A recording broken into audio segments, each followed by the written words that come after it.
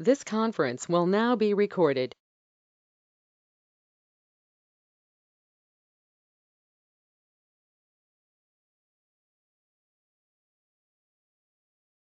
This conference will now be recorded.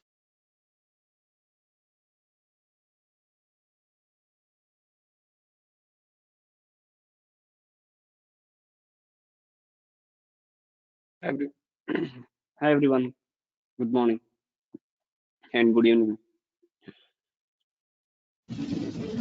Good morning. Yeah, so let me share my screen.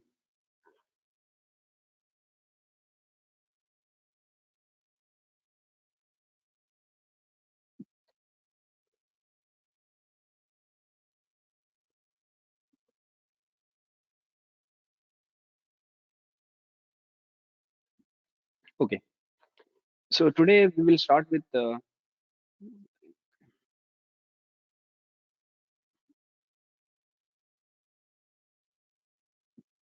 yeah. Today we'll start with the virtualization basics. As I said last time, we are going to spend some time on basics. Um, Ideally, I will cover virtualization, then some networking basics next few days. Like today, we'll cover virtualization, then networking basics. This includes IP addressing, DNS, and the different network components, and also tools that we use, commands that we use, very often used commands for network troubleshooting purpose. Along with that, I will also give some basics about AD, Active Directory, to get you up to speed. Then we will also discuss about backup and disaster recovery basics. So that it's a full. This is completely an IT. So network, virtualization, AD, backup. These are the four important concepts.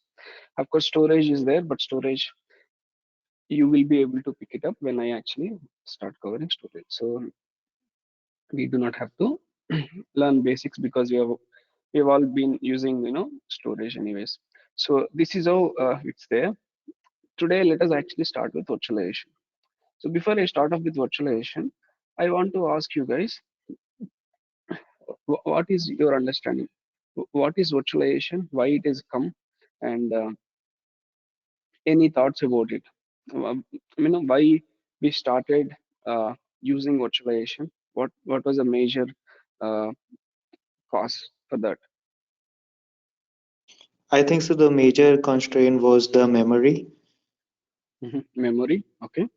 Uh, So to use the cloud storage, I think so is the main purpose behind the virtualization, finding out the virtualization layer.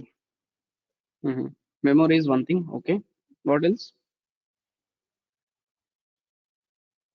So even we can reduce the cost, like we can't have these many local machines. Instead, we could just have the virtual OS or like something like that.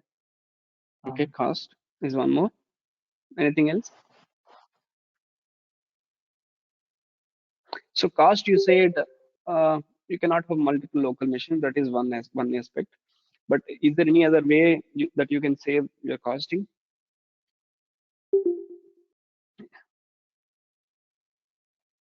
So one thing you said, you cannot have multiple local machines, which means you're not purchasing too many VMs, too many physical VMs. You're only purchasing one instead of, let's say, some three or four. So when you spend for three or four, you might actually spend 3 to 4 lakhs per each, right? 3 to 4 lakh rupees per each server. So here you're not spending. Probably you'll spend some 5 or 6 lakhs for one VM. Yeah, when I say lakhs, I'm mostly referring to INR. So please don't get confused. So let's say if you're spending some 5 lakhs, probably in USD, if you want to think about probably 6,000, 7,000 USD just for one server you're spending. So here for 3 4 servers you are saving some cost. This is one way of saving cost, but is there any other way of saving cost? Any other benefit that you get with virtualization?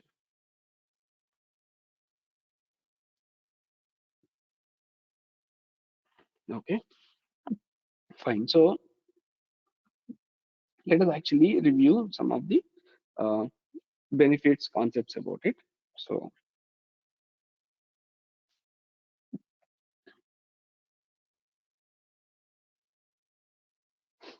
yeah. So first of all, no, I cannot hear you. No, Salim, I cannot hear you. Okay. Let us start with, first of all, why virtualization has come in picture. There is something called server hauling. I'll talk about that. Server sprawl. There is something called.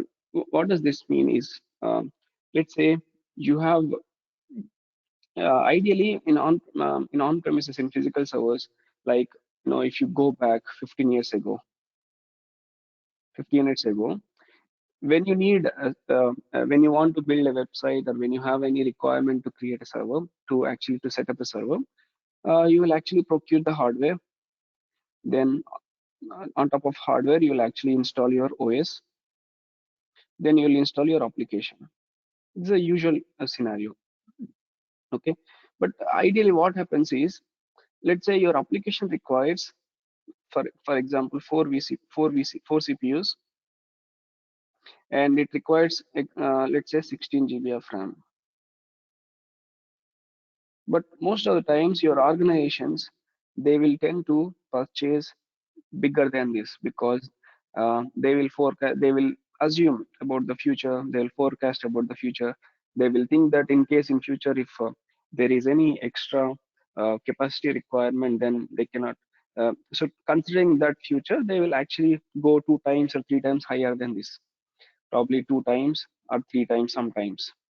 So if they go, let's say if they go with 2 times, they actually purchase 8 CPUs server with 32 GB RAM. They go 3 times, they actually with 12 CPUs or 16 CPUs with the close to 64 GB RAM. They'll go most of. So this is how the usual real-time practical scenario will look like. So whenever an organization actually go for a server purchase, they do like this. So when they do like this, what happens is, uh, but in a long run, while they will get it and they will set it up, and application or website will continue to run. But in a longer run, whether they may see the growth or they may not see the growth, probably their assumption will be wrong, and because of various different reasons as well. So in a study, it has been identified that every physical server is only being utilized 40% of it. Not just this server, but in general, for every organization, the physical servers that they host, the physical servers that they create, only 40% is being utilized. So rest 60% is being wasted.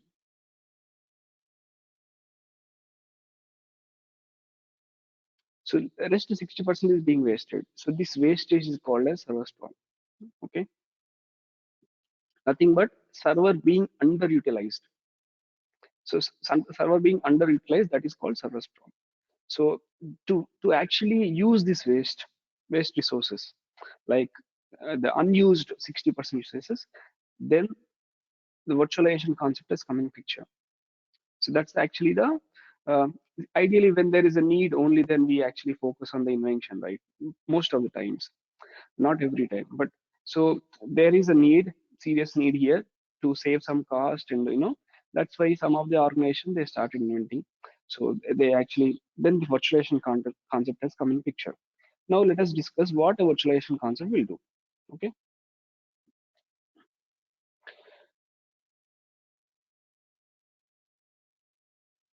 And how does it help is also I will explain. Okay, so first of all, a traditional architecture will look like this, where you purchase a server. On top of server, you'll actually install an operating system. Then you'll have your application hosted on this. So this is a traditional architecture.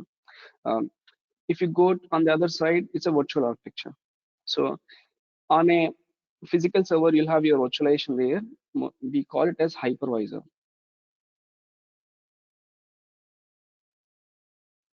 So it's a software which will help in virtualizing the physical. So it will ideally, it will mask the underlying hardware, and then it can actually take the underlying hardware resources and provide to your virtual machines VMs, distribute your physical hardware resources to your virtual VMs, and these VMs doesn't know that these VMs will think that they are the only server or VM operating system on this hardware, but they don't know. So these VMs will get the uh, CPU or memory, whatever is required, but they don't know how it's getting. So they consider it as a the VM itself consider it as a physical server, but actually the truth is you actually create multiple VMs on a single hardware using a virtualization layer, using a hypervisor, and each VMs cannot communicate each other. Each VMs cannot communicate each other. They are separate. They are independent. So that's how this setup will look like. So here, if you see if you see the numbers, right, like how much we are saving and all. So ideally, to purchase one server, you might spend approximate number. You might spend 4 lakh rupees in INR. Okay, and then to set up the server, you need some place, a real estate place. Like you need some data center. We are only taking one server for now, but if you multiply, ideally a lot of organizations will have more than one servers. They'll have 10, 100, some organizations will have thousands of servers as well. So we are going with the one single number, then we'll multiply uh, for our understanding. So let us actually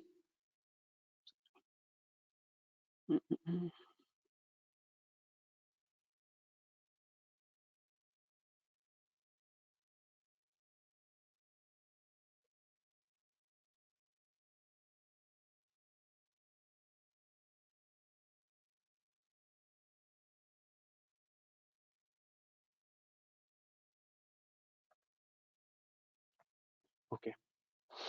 So, first thing, to purchase server, you're spending 4 lakh rupees approximately. Second thing, you need a real estate place. Okay, so to host your server, you need a real estate place. So probably that we can assume approximate number. Maybe let's say we are not even spending, we are only renting it, we are not purchasing it. Let's consider probably you're spending 1 lakh rupees, something like that, for entire data center. Then you need a security guy who monitors your server 24/7. So if you want to have 24/7 security, you need at least 3 securities, right? So then let's assume you're spending some 45K for the securities payment. Then you need IT administrator. And for IT administrator, probably IT administrator will they are professionals, right? They're the one who do OS administration, all these. So they might charge you probably 30,000, 40,000 in INR. All these calculations are based in INR. Okay. Then once this is done, you have to. So this is a usual calculation, right?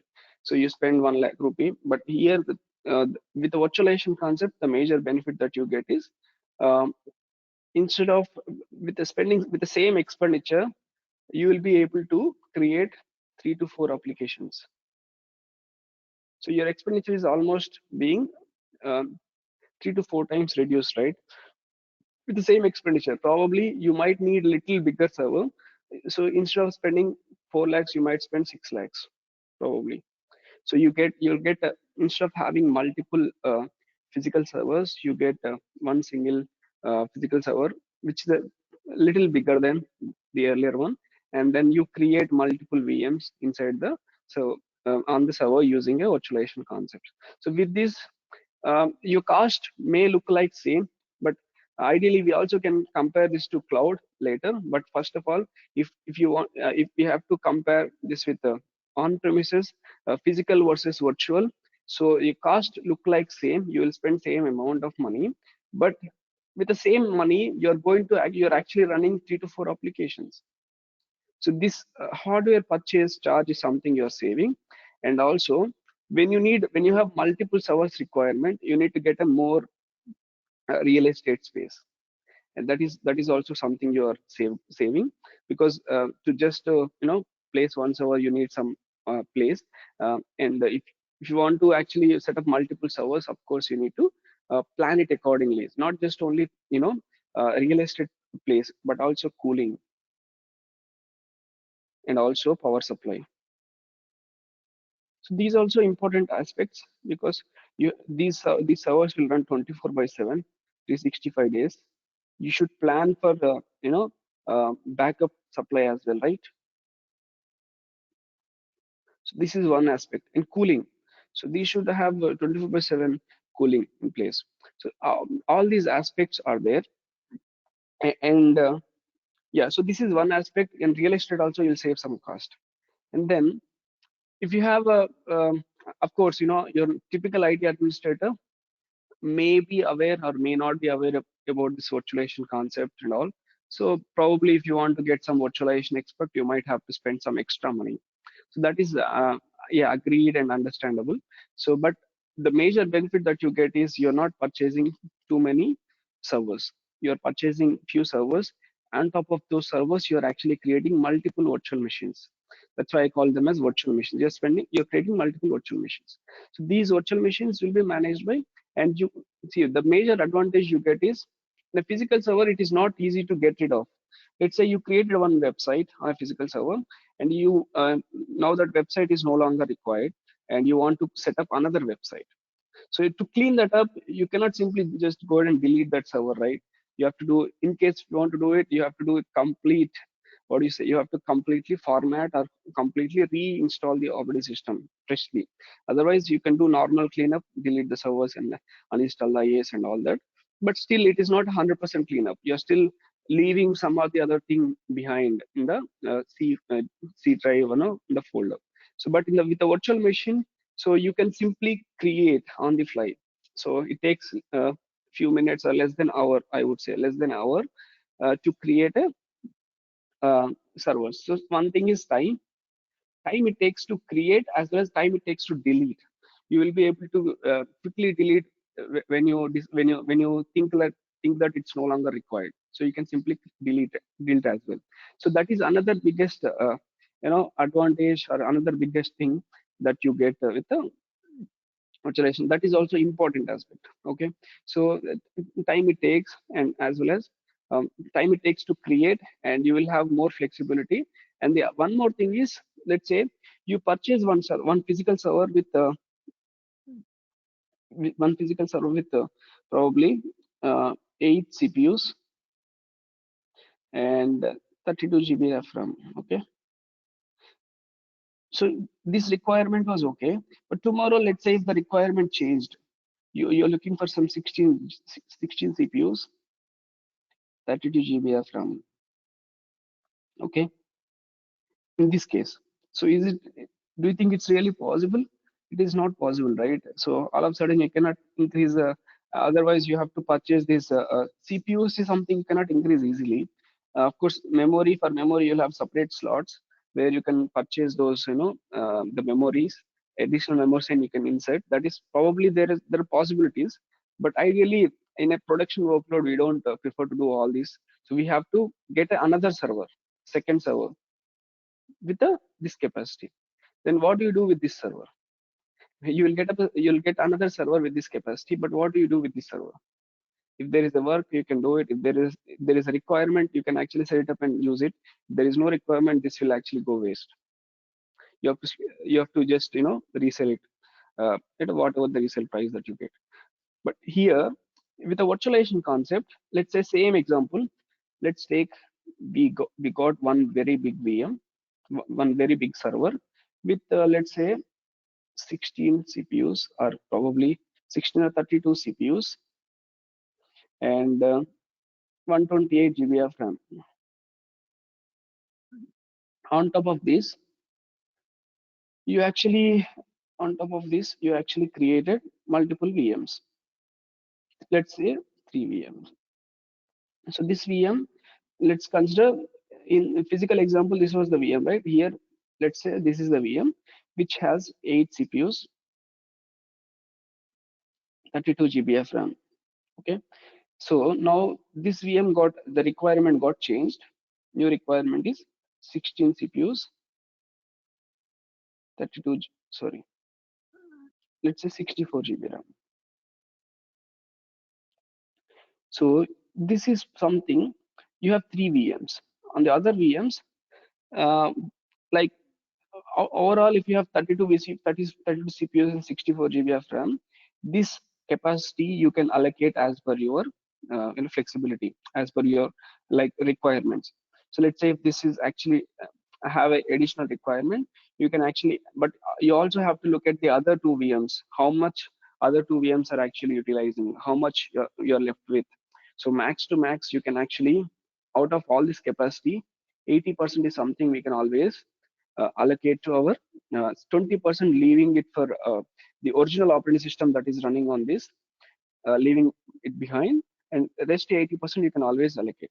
So if these two, considering these two servers usage, and then whatever, how much you can allocate to this is something you can actually calculate. Let's say in a worst scenario, these two are also utilizing equally, and you don't have much capacity on this. Then what do? You will either let it running here, or else simply you will create another server, and you will actually put them in a cluster setup. You'll then put them in a cluster setup, so that these two servers can balance the load across these VMs. And you can also, in that case, if there is a requirement, you also can add another server also, if there is a requirement as such. So this setup works as a cluster. When you actually set up a cluster in the sense, you get you get balancing of these resources.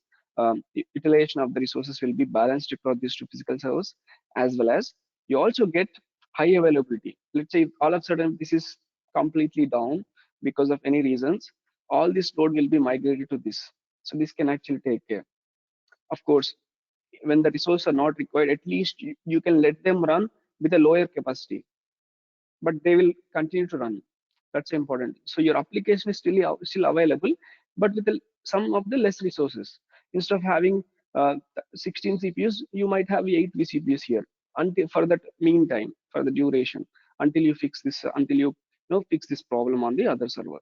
So that is something, that is how it helps, even in case of any the requirement change as well. So when there is a requirement change, that's why even if you get one more server, you're going to place it in a cluster setup, and that is going to give you additional benefits like balancing the load, as well as high availability. That is important aspect in IT. Okay, so you always have to maintain the high availability, right? So that's another. One second, guys.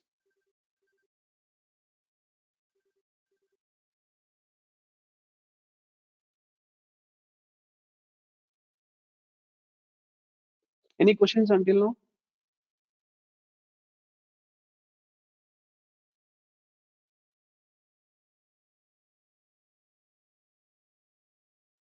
No questions?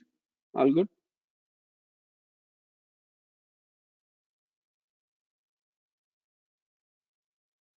Okay. Okay, fine. So these are some of the benefits that you get with virtualization. Okay. Now let us actually see this in a real time. Let us try to create one uh, virtual machine in a real time. Okay. No questions, right?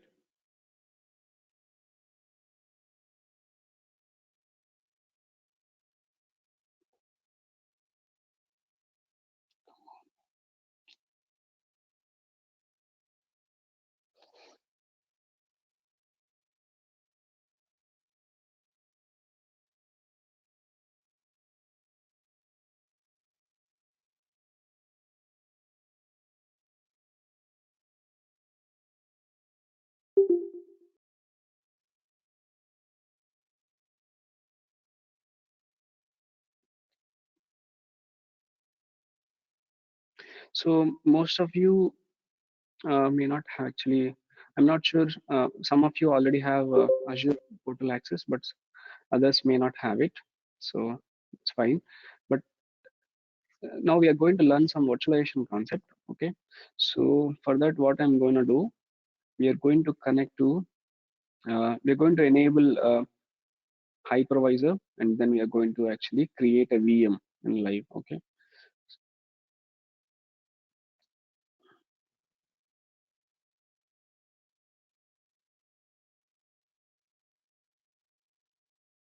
For that, we need, so what I'm doing, I'll show you what I'm doing, okay? I don't have a physical server with me, right? So what we are doing is, we are creating an Azure VM itself, and we are actually utilizing that Azure VM.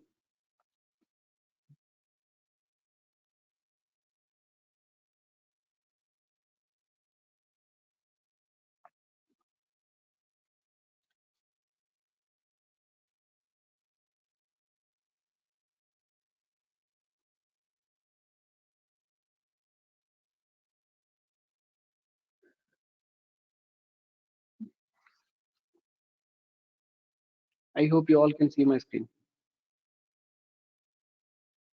Yes, Shankar. Okay, great. So in Microsoft says that there are certain VMs, only those VMs. So this D series VMs only offers this nested virtualization concept. So don't worry about these all these tabs. What I'm doing here, because I am just trying to create one VM to show you, um, so that we can log into this VM and then we can actually do a virtualization. So Microsoft supports nested virtualization as well. So ideally this looks impossible in normal scenario, like where the VM that we are creating itself is a virtual VM, okay, virtualized VM. But Microsoft, for specific series like D series and E series, Microsoft let us run, you know,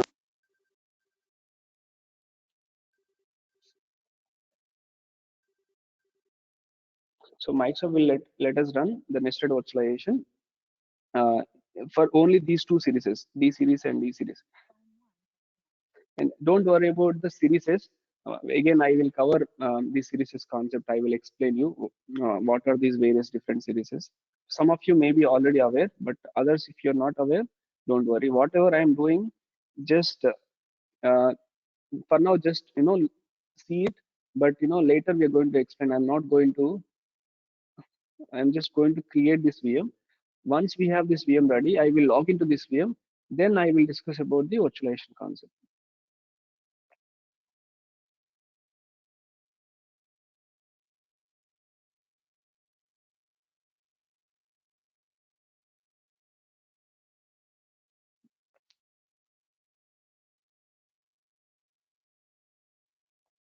So those who want to explore this, right? Those who want to know why, how is this possible in Azure?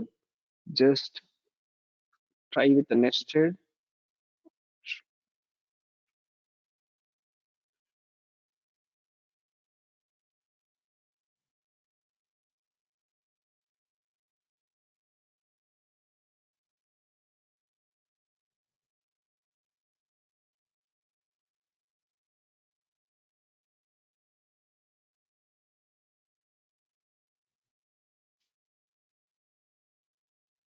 I'm looking for the documentation.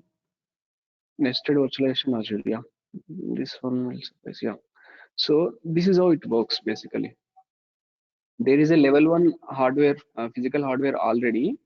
So on top of this level one, you already have one hypervisor, and on this hypervisor, you're creating your VM, your actual Azure VM. So, uh, but you also will be able to create another guest VM inside this Azure VM. That is actually possible because of this hypervisor. Here in this case, you have two hypervisors. This is a very rare scenario. I am not sure whether any other cloud provider offers this, but in Microsoft, but this is only support for these series, DV3 and EV3. But in our case, we are creating DV4. I'm not sure. Let us actually see if I can actually whether it supports or not. But I will just check that out and then see.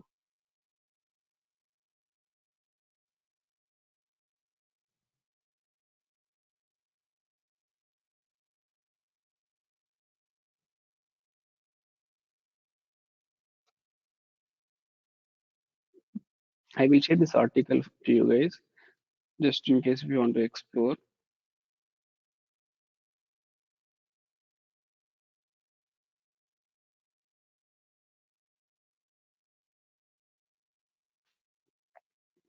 So I'm logging into this VM now.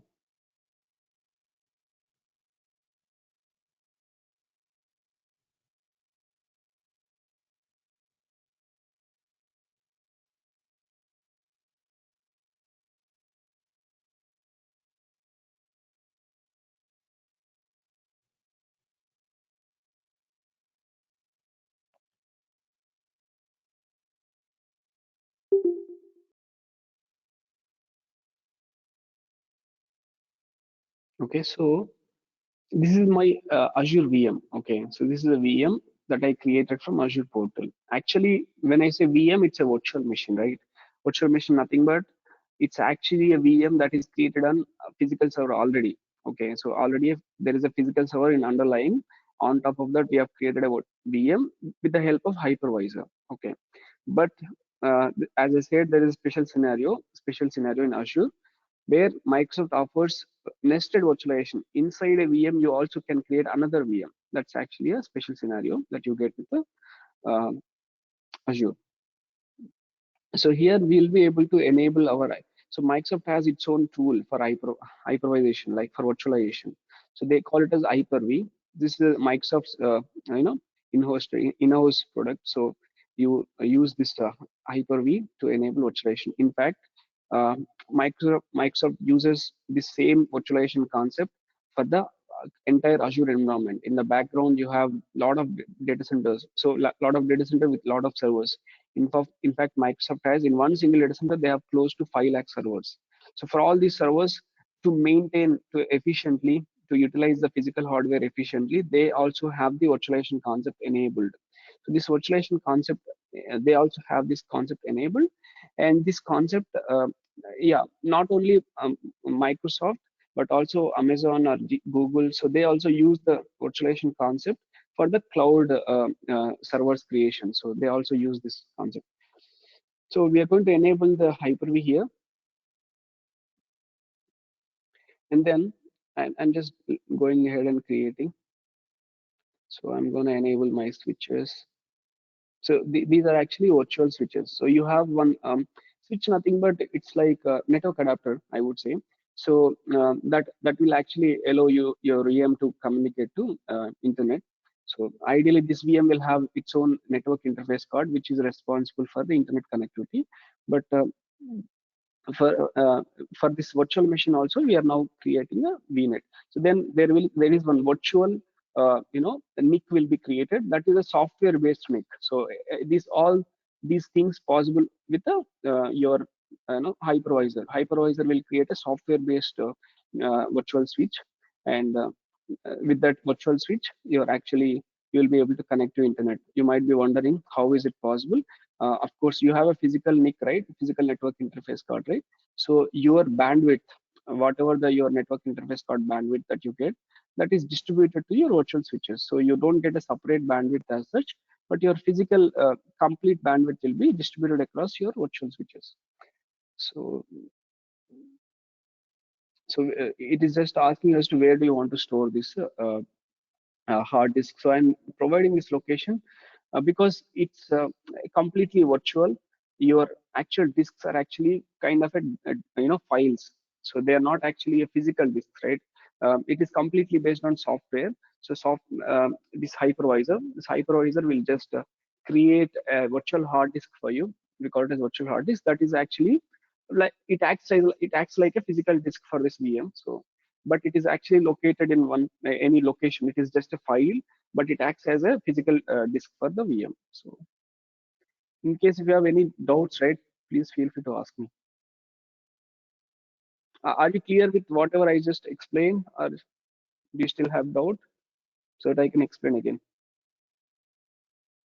Shankar, you're saving there's virtual servers in C drive, na? It is cloud C drive only, na? Or our systems? Exactly, cloud C drive only. So in this C drive only. Okay. Within cloud only, I'm doing that. This is a cloud VM, right? So here I'm actually storing. I will also show you once it is created. I will also come back here and show you. Okay, This is not my local machine. It's a cloud VM C drive only. So if I do a system properties, I get my cloud. This is a cloud VM, right? Windows Server 2019 WinVM, and in this C drive only we have this disk created now. So I'm going to any other questions before I just go ahead and install. So this you might have a doubt why I have actually picked this, why I'm explaining this to you. Ideally, I wanted to explain you some virtualization concept, because I myself do not have a physical server. I have my laptop. Of course, I can set it up on my laptop. But the other option I've got is I can leverage one Azure VM. I can create one Azure VM. I'm just spending some around 30 rupees per month per hour. Probably I take 2 hours maybe. But for that I'll spend some 60 rupees. But I create a VM. Inside a VM, I can enable Hyper-V. I can completely explain the virtualization concept. That's the idea behind using this. So that I also explained to you, there is a new future. Some different future that is actually Microsoft is being provided. I'll help you where this actually helps. There are some scenarios, troubleshooting scenarios, where we use such setup. I'll explain when I actually talk about the virtual machines. So, any questions before I move on? Okay, I assume no questions. I'm moving on. So I'm going ahead and installing. So ideally, this also will restart the VM. So let this complete. So while this completes, I will explain. I said I'll explain one use case, right? So let's say this is a VM. So sometimes what happens is your VM will be running. Your VM will be running. The status will look like running, and all the aspects looks like fine. But you will still not be able to connect to your VM due to some reason. So in Azure, it is difficult for you to troubleshoot because you don't know what's happening in underlying. You can't imagine, right? You don't know unless you know full picture, you'll not be able to understand what's happening in underlying in the hardware side, right? So that's why. So here, your VM looks like running, and if you go to let's say if you go to boot diagnostics, this is another place where you can see a screenshot of the VM. So here I'm seeing a screenshot. My actual VM screenshot is available here right now. So when my VM is getting rebooted, you'll also see the VM reboot status also here. Okay. So everything looks fine, but yeah, guys, please go on mute if you're not speaking. Okay. Everything looks fine, but for some reason, sometimes you will not be able to connect because of any reason. So you'll not be able to connect to the VM. That's a rare scenario that you'll experience. It's kind of a troubleshooting. You have a production VM, but all of a sudden, because of the fact probably there is some there is some update installed which is actually causing some problem. You have to probably roll back that update. So certain scenarios will actually cause you these problems. So to troubleshoot these problems, you got two options. One option is you have to use serial console option. So this is actually one of the options where you can get into a command line mode and you will troubleshoot the issue. The other option is this, the one that I explained, where you actually create another VM. You create another VM, and you once you create it, you enable Hyper-V. Once you enable Hyper-V, what you do, you have a disk, right? Your OS disk. So this is your OS disk. Directly take a snapshot of this OS disk, create another disk, replica disk for your snapshot, then attach that disk to the other VM, and then create a virtualized VM in a VM in Hyper-V. Create a VM using that disk, so that you're actually replicating another VM with the same disk in your nested virtualization for troubleshooting purpose. There you go and do a troubleshooting. Once because there you don't need to RTP, you can directly connect using console. I'm going to show you that because without explaining this concept, it is difficult for you to recall, difficult for you to imagine. So let me actually connect back to the VM, then I'll explain.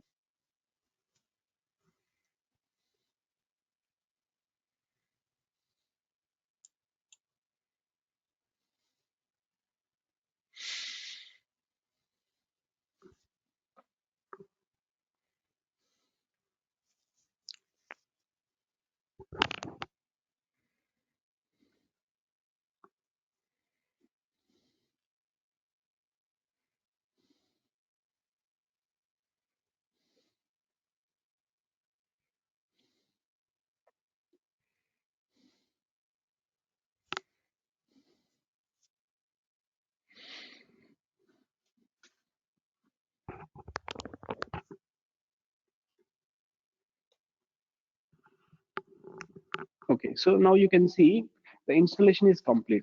Okay, Salim, can you please go on mute? Oh, you can hear me now? Yeah, I can hear you. Oh, thank God. Okay, good.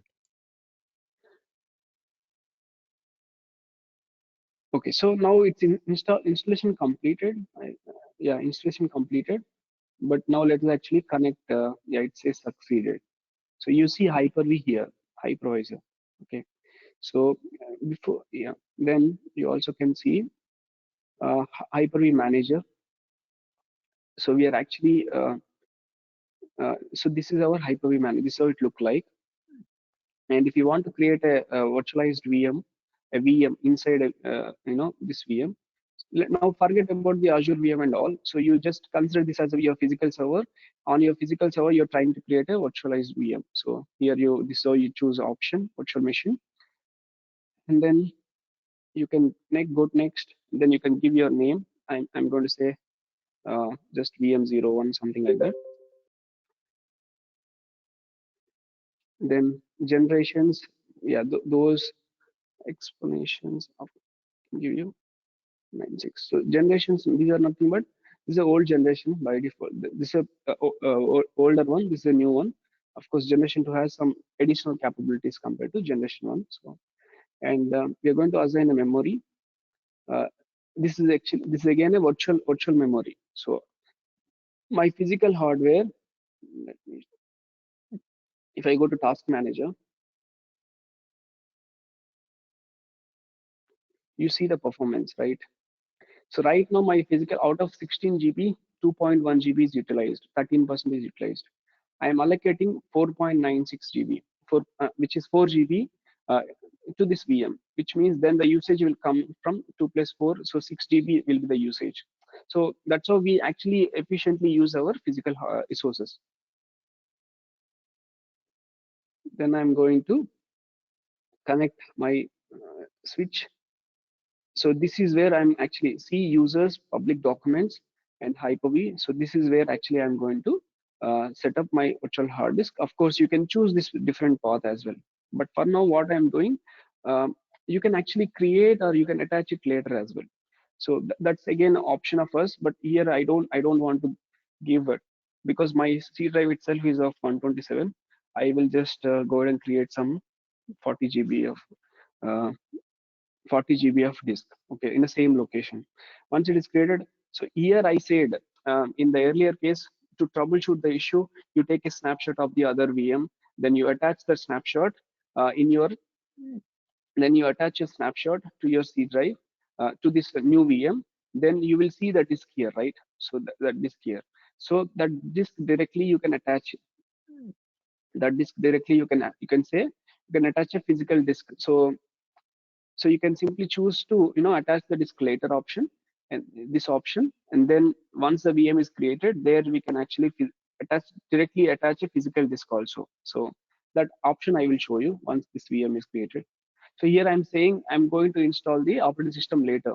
So I'm choosing installation of operating system later because right now I don't have OS with me. So I'm going to finish this.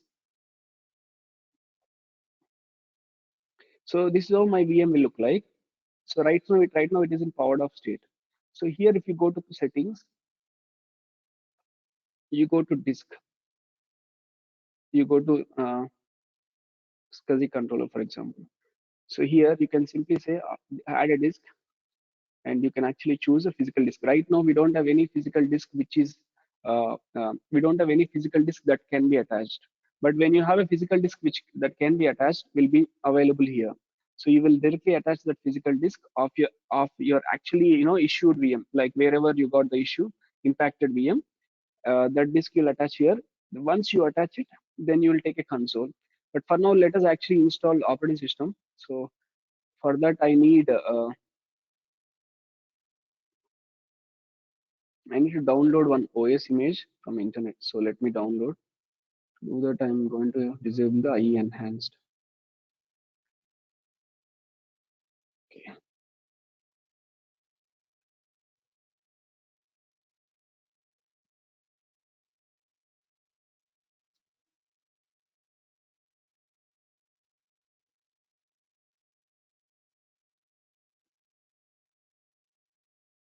Let us do a Linux one. I'm going to download Ubuntu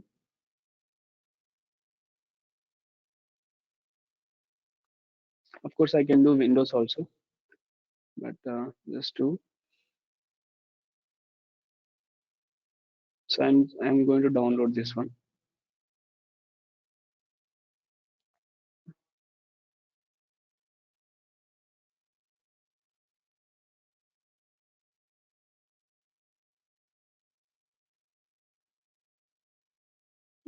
Thank you for downloading this. Okay, I think it's downloaded, but it doesn't show here. Okay, sorry, I have to choose the download option. Okay, now it's downloading. So instead of this, you also can go with the Windows also. So you can simply say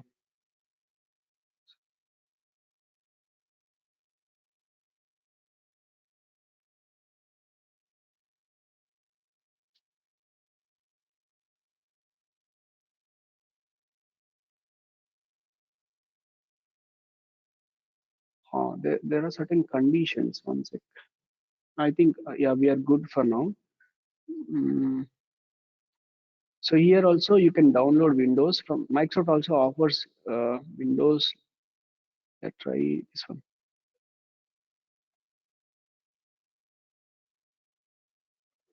So from here you can get a free trial. So you can simply say download ISO, fill out your details, and then download. Yeah, I'm downloading Ubuntu for now, but if you want to try with Windows, you also can try it from here. So this download completed. Let us see where it is. It should be in my downloads. Now what I'm going to do, I am going to go to my Hyper-V. Then I'm going to go to settings, and here you see a DVD drive. Here I have to select my image file. I'll say image file. I will browse it. You go to downloads. I will select my image file. Okay. Then I will say okay. Then I will start my VM, and I will connect to this. So there is an option where you can connect. It actually shows you the this console. So it says now you can see it is actually installing Ubuntu for us. Similarly, you can install other operating systems also. So now it acts like a virtual VM. Now you also can create a VM2 with the Windows. You also can create another VM3 as long as your physical resources. Let's say here you can see now earlier it was 2.1 GB utilized, 13%. Now it's 42% utilized. So the memory and also CPU also is being utilized right now.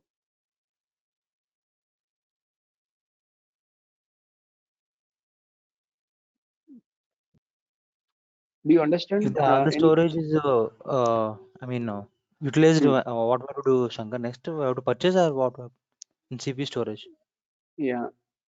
Which one? This one or C drive storage? Which storage you're Turning about talking here, about? left side, CPU, memory, and Ethernet is in here. So if all of this utilized, you have to increase. I mean, if this is fully utilized, right? So you need to get a bigger one then. So see, first of all, we have to uh, uh, plan how much CPU is required for us, how much RAM is required for us. But if the CPU and RAM memory both are being fully utilized, then it means that either your application requires more CPU, more RAM, or whatever you are doing is actually consuming more CPU, more RAM. So either you have to, you have to again check your whatever you are consuming, which application is consuming what. Is it expected or not expected? If it's expected, then you have to upsize your VM to next size. Instead of having let's say four vCPUs, you have to get a 8 vCPUs VM. Instead of having 16 GB, you have to get 30 GB VM. Some cases, what happens is unknowingly some process inside the VM, they will continue to run without your without your what do you say, knowledge. So you have to first of all identify. So it's not like whenever your CPU memory gets 100% go and increase to next size, and whenever it gets 100% go and increase to next size. It is not something like this. Every time when your CPU or memory is 100%, you have to first of all see what process is actually consuming. So you can see, go to see in processes. So what process is consuming your usage? If you just sort by CPU, you get the top consumers. So here in my case, virtual machine worker process is nothing but it's a Hyper-V is what consuming. Here also it's Hyper-V. So you will know which process is consuming. So if this process, so in our case, I know that I am doing something, that's why it is consuming. So it is something that is happening with my knowledge, not something without my knowledge, right? So some cases, some process will continue to run, and those process will consume more memory. So in that case, you have to troubleshoot the issue. So based on the process. If it's a Microsoft internal process, reach out to Microsoft. They will help you. If it's application process, then reach out to application team. Application team, tell them that this process is consuming more CPU and more memory. What do you want us to do? Is this expected or not expected? If it's expected, then you go and increase the VM size. If this is not expected, then your application team will do a debugging of the code, and they will see if there is any bugs or any issues with that. You got my point? Yeah, okay. Yeah, this installation is just going on. Yeah, I think it's almost done. Any other questions in the meantime?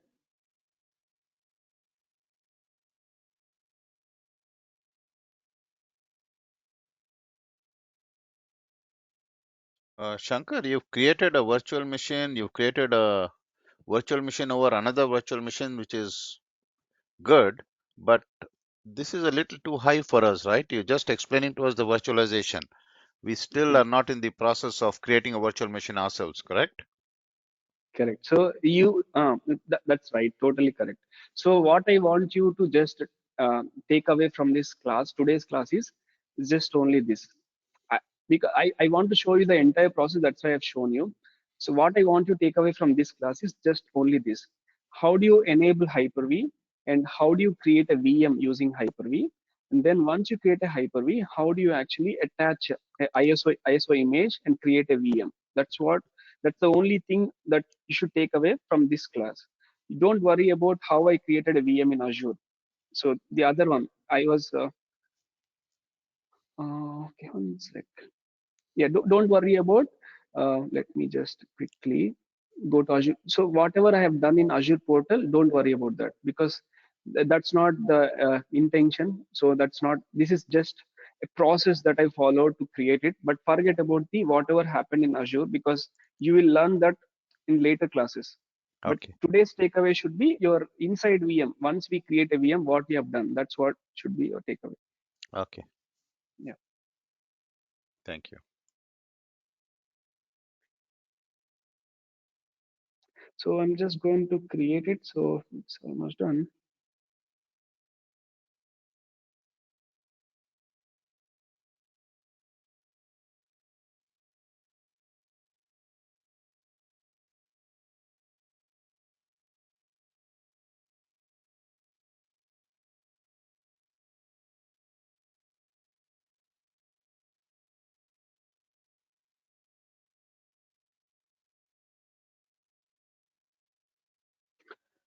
You can choose the place because it's created in East US, so it is taken in New York. It's fine.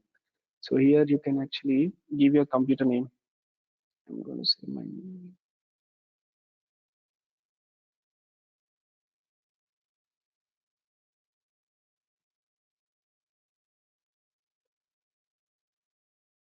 So we are setting a password for us.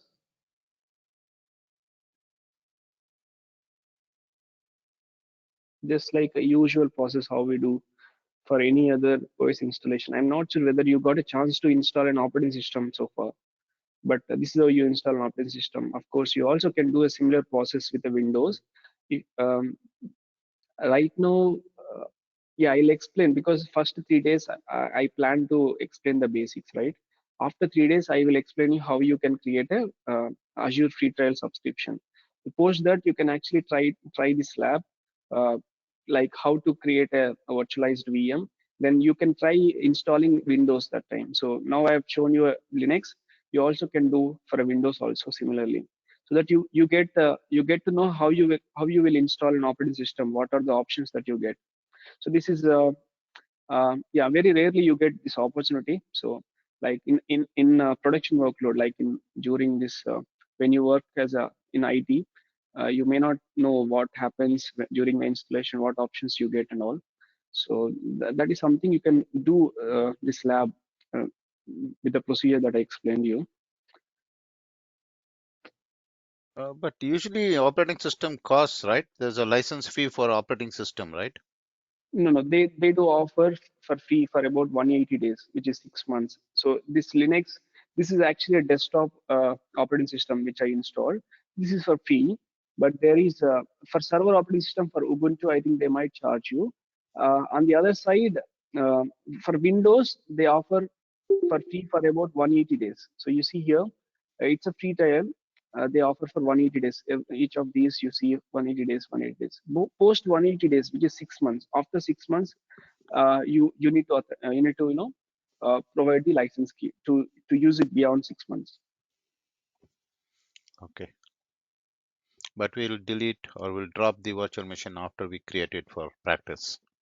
Exactly. So we are just yeah. Post this session, I'm going to simply delete my resource group. I will show you that as well, how I delete it. Okay. Yeah. Any other questions?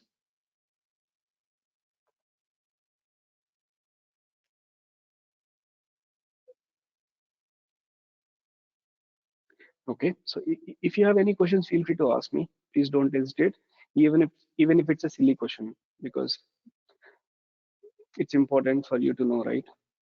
Shankar, yesterday or in the demo class, you had given us the syllabus. You had Correct. shown us the syllabus. Can you forward that to us so we will know what to look forward in the future as and when the classes keep progressing? Sure, definitely. I'll send you a screenshot of Yeah. these. Yeah. Let And me then try you'll to also do it send a later. recording of these classes, right? Yes, that also will be taken care by Yeah. my colleagues, career IT colleagues. So they will take Okay. care of that. Okay, good. But Good. because I will send you that screenshot right away, because Yeah, so we'll know what to look forward for, do some reading if possible, wait or exactly. prepare some questions if need be, as it pertains to our work. Yes, perfectly makes sense. So I am sharing those two my syllabus screenshots to you in the chat. Yeah. Please look for it. Uh, Thank you.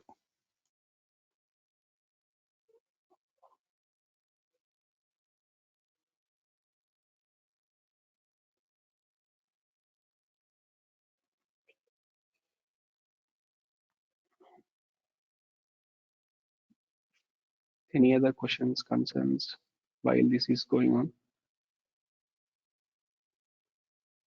Let me see if I can really send a picture in the chat. Don't think so.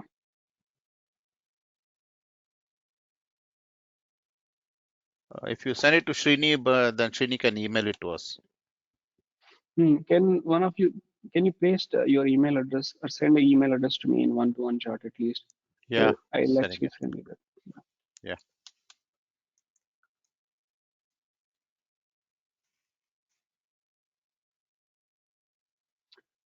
I sent you my email address. Ravi Kumar also sent his email address. Of course, I will give this demo slide deck, or at Yeah. least this content um, to Career IT, so that they'll place in a folder and they'll share the entire folder to you. But for the Okay. meantime, I'm going to share this slide deck to you Yeah. guys. Just Yeah. I see a Abhishek, lot of Swapnil, Indians. everybody. Yeah, because everyone can probably. Yeah, it's for everyone, anyways. Okay, so then let's do this. I don't want to. Yeah, I mean, yes, all of you have shared your email address. That's fine. But what I'll do, I'll just share this slide deck, only slide deck link to everybody, and I'll share this with you guys. So you Yeah. guys can Okay. just probably download or see whatever I explained. Yeah. You also can. Yeah, wait, Srini is So not here. the link is here. I shared the slide deck link. Just try opening and see whether you can see it or not. I think you can. Azure So demo. Yeah, we can see it. you Yeah. have this somewhere slide number 26, 27. So we have this here. Oh, yeah, there it is. Yep. Okay. Okay. Yeah. Cool then. So let's go back to our present So demo. we can probably save it with ourselves. Okay. Yep, you can download and keep it with you. Yeah. Yeah.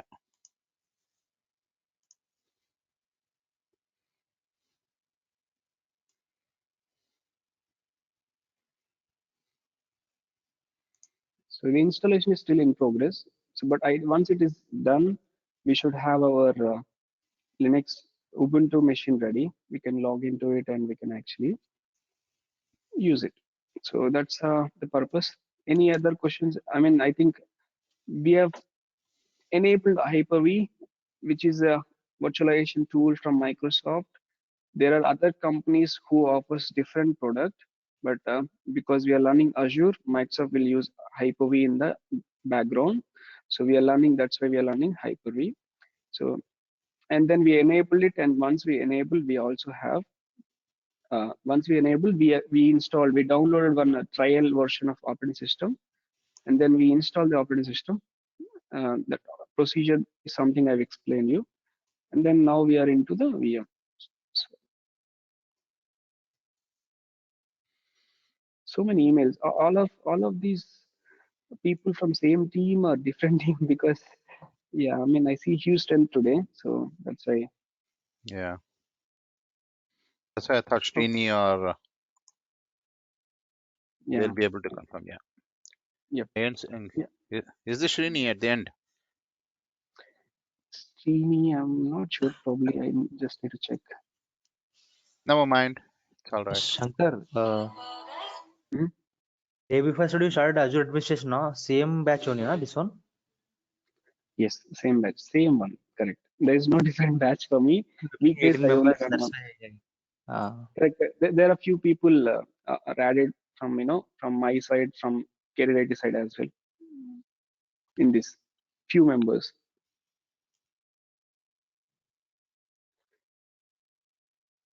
But that is totally fine. So, but we have 18 members, but I'm surprised I don't see many questions. Well, it's a start. Like I said, this is a little too high for us. We came in Okay, with a fresh mind, and you suddenly gave us a big demo of virtual machine and stuff. correct. So yeah, that is totally correct. I just thought of giving just basics, but I Yeah. also, as I said, my training will also contains demonstration mostly. Yeah. So Yeah. I thought let me also show you how you create a VM. On day one itself, we are seeing how you install operating system. That is something, of course, will be high, right? So it's not something a lot of people will expect from a trainer. So Yeah. that happens. Yeah, fine.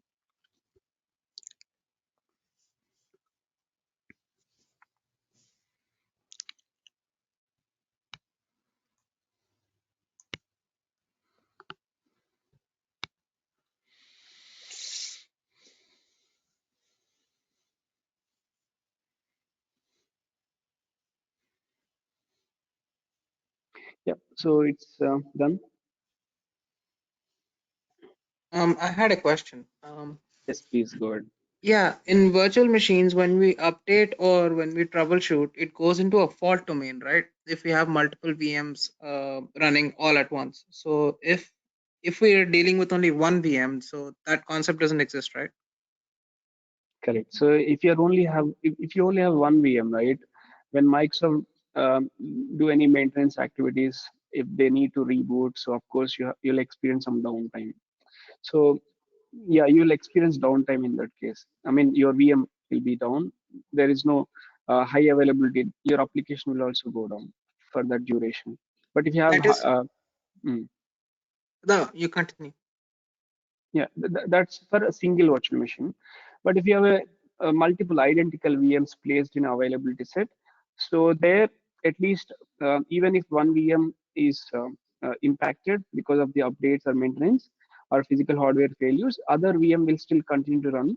So that is how your website or application also will still be available to end users. Yeah, but this concept won't exist if we are dealing with only one VM, right? Yes. Which concept you mean? Whatever I Right am now, showing, right? like we are creating a VM, right? So if we have to update that VM, then fault domain, multiple ones won't come in. Yeah, actually, this setup, right? Whatever I have done, this is not Mhm. something you do it in a regular day-to-day life, like in your real time, even with Azure. In Azure, you will not set up a VM like this. Okay. Yes. So I am trying to portray how an on-premises virtualization will look like. On-premises private data center virtualization look like. So this is not a typical Azure way of virtual machine. So this is just in on-premises, if you have a physical server, how do you enable Hyper-V? How do you create a virtualized VM? That's what I'm trying to show you here. But as I said, takeaway should be always how what is virtualization concept, why it is actually introduced, and what are the benefits that you get with the virtualization, and then how do you enable a virtualization for a Windows server, and then how do you create a VM, how do you install operating system. This should be your takeaway. Whatever you have seen additional, like creating a VM in Azure portal, Yeah. those things I request you to just skip for now, because we have a separate sessions for that. Don't assume that Azure works in this way itself. So this is not the way Azure works. So it is completely different.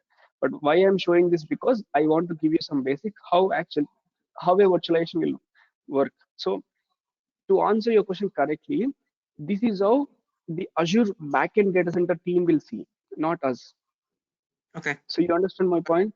Yeah. Backend in Azure, they have got 60 plus data centers. In a data center, there will be data center engineers also. Data center engineers will see the VMs like this, not us. What we see is from Azure portal directly. What we see is this. This is what we see, but we don't see Yeah. the underlying one. I tried to show you the underlying one to you guys. Yeah, I got that. Okay. I think if no other questions, we'll wind up for today. So I said I'll delete the setup, right? So right now we have created this VM and it's running. So this is how it looked like. We have all these pre-installed. So I'm just simply going ahead and deleting it. I'm not doing anything manual. So simply what you have to do is go to your resource group where you create. This is the resource group that I've created.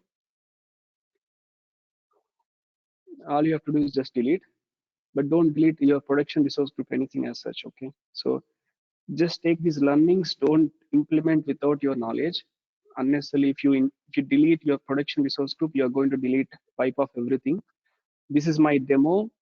This is a resource group which contains all my resources, whatever I have used to show you a demo. Because my demo is completed, instead of deleting each of these resources one by one, I am simply deleting my resource group which contain all these resources. So this will delete everything for me. Did you create the resource group or did it create by itself when you created the virtual machine? Good question. So then we have to see the options. I will show you the options and then I'll explain. So when you actually try to create a VM, you see first two options, project details. Yes. So you see subscription, you also see resource group. So this Yes. is where you have to either create a new one or choose an existing one. So this is where I created a new one. Oh, okay. So that's where you gave a name. So a resource group is must to create any resource in Azure. Okay. Okay.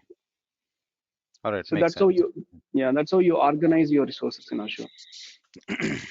It can be automated if not specified, right? No, it cannot be automated. You have to choose it. That is mandatory.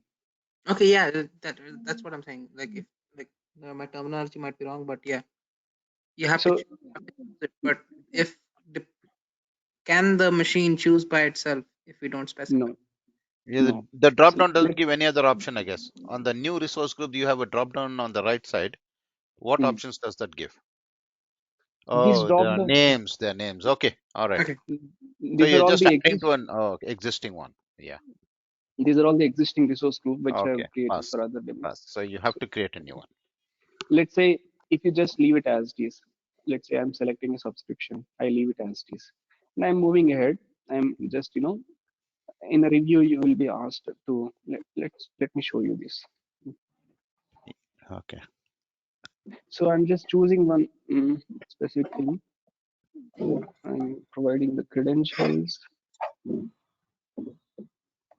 Probably fail asking you to give a resource group Yeah. name. So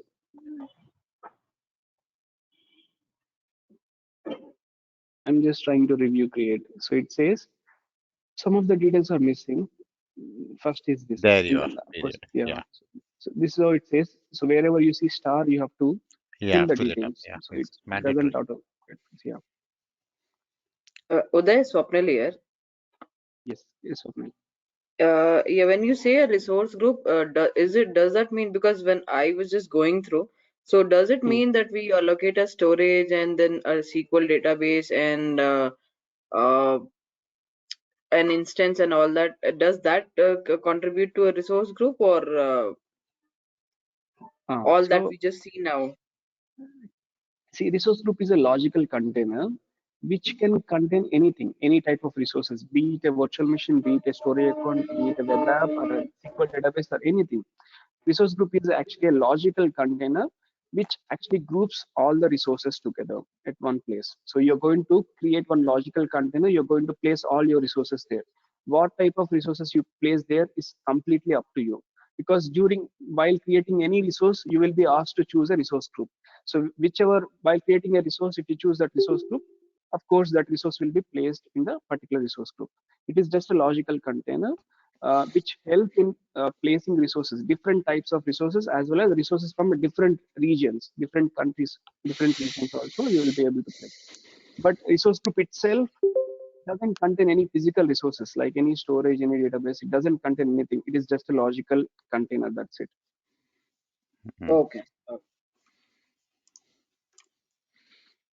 Okay, so yeah, don't worry about this because we have separate modules. If you go ahead and see the modules, we have separate module for this where I talk about compliance, resource groups, tags, RBACs. I talk about them separately. Each of these will be covered. Don't worry about this. Okay, we'll Yeah. go with as scheduled, as planned. So Yeah. Okay. Good. See, okay. all questions come only after we wake up. Yeah. No, this is interesting. Okay. So yeah, I think this Yeah. is being deleted. It gets deleted. So fine. I will Yeah. just it takes some time, but will be deleted. Okay. And yeah, we'll catch up with tomorrow with a different topic. Tomorrow I'll cover network basics, like where I cover. I'll start from IP address, like different types of IP addresses, different classes. Then I'll go to DNS, and then tomorrow we'll completely discuss about networking basics. Okay. Okay. Thanks everyone. See you tomorrow. Thank you. Bye Thank you. bye. Bye. Tomorrow 7:30 only, na, Shanti? 7:30, na? Yeah, 7:30 only. Same time, no? Okay, okay. Same time. Yes. Yeah. All right. Thank you. Thank you, guys. Thank you. Thank you.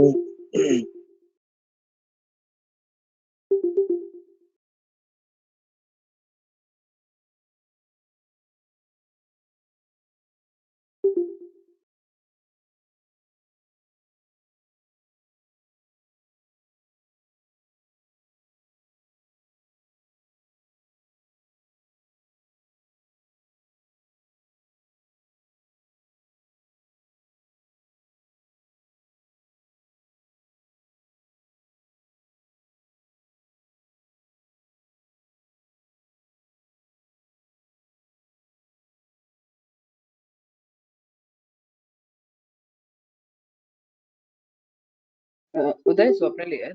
You there?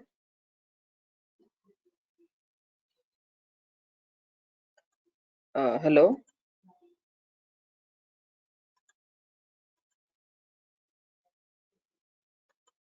Hello, Uday.